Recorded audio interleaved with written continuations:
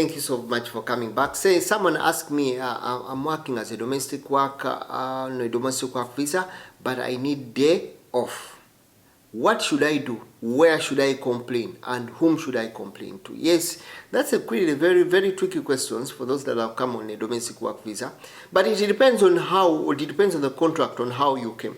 There are those that came through company. There are those that came on what we call direct hire, direct to the sponsor's house. Then there are those that came on what we call through companies. And those that, let's say, let me address those two people that those came on a direct hire. You go direct to sponsor company.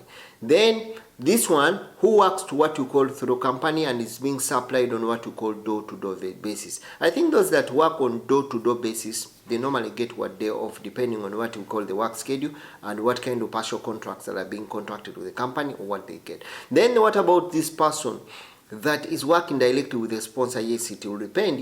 If according to the agreement that you signed with that sponsor, you agreed that you will be getting day off, then probably you have a right according to what was signed and agreed. But if it was not signed, then definitely there's no way you're going to complain because it was not agreed upon. So the best thing that you need to do is, if you're in the house and you need a day off, then probably the best thing is that you have to ask politely your sponsor. If he's willing to give you day off, then probably that is accepted. If he's not willing to give you day off, then you just have to let it off until you finish up your contract and go. Then for this that I work on door to what we call door-to-door, then probably for your case, I think you always have some free times that you can engage, especially if you're changing or shifting from one contract to another, then definitely they'll give you one day off and you take it off. So those are two situations that comparatively get a little bit different if you need a day off and definitely how you should handle.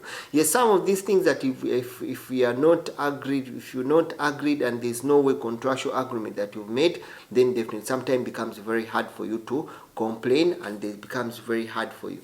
Most of these people, once you go beyond and they think they don't want to give you that kind of right, they definitely want to get rid of you, take you back to the country, or even want to send you away and say I don't need you. So definitely you should be very careful in the two situation. You should know what, if you need work, you still need to work with this person. Sometimes you can sacrifice for it for day off and you need to finish up your contract, then you can move out absolutely and move out.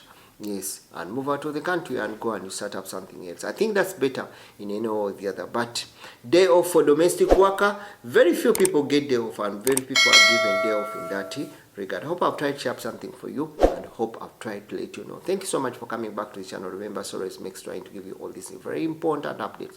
Don't forget to subscribe and don't forget to like and don't forget to give a like and follow. Thank you so much. Remember, Soros Mex giving you all this information.